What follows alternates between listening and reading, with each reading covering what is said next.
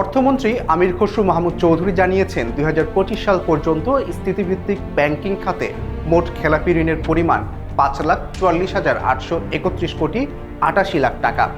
বর্তমান সংসদ সদস্য ও তাদের স্বার্থ সংশ্লিষ্ট প্রতিষ্ঠানে ব্যাংক এবং ফাইন্যান্স কোম্পানিতে মোট খেলাপি ঋণের পরিমাণ ১১,১১৭ কোটি ৩১ লাখ টাকা।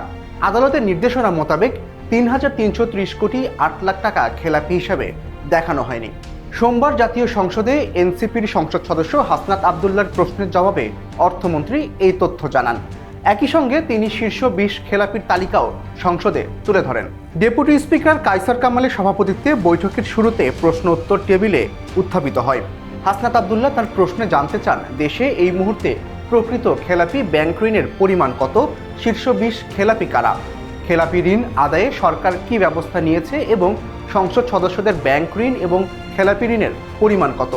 প্রশ্নের জবাবে অর্থমন্ত্রী দেওয়া তালিকা অনুযায়ী শীর্ষ ২০ ঋণ খেলাপির প্রতিষ্ঠানগুলো হলো S Alam super edible oil limited, S Alam vegetable oil limited, S Alam refined sugar industry limited, S Alam cold rolled steels limited, Sonali traders, Bangladesh export import company limited, global trading corporation limited, Chemon Ispat limited, S Alam trading company private limited, infinite CR strips industry limited, Keya cosmetics limited, Deshbandhu sugar mills limited, power pack Mutiara Keraniganj power plant limited, power pack Mutiara Jamalpur পাওয়ার plant limited, Pacific Bangladesh telecom limited, Karnaphuli foods private limited, Murad enterprise, CLC পাওয়ার company, Beximco communications limited এবং রংধনু builders private limited.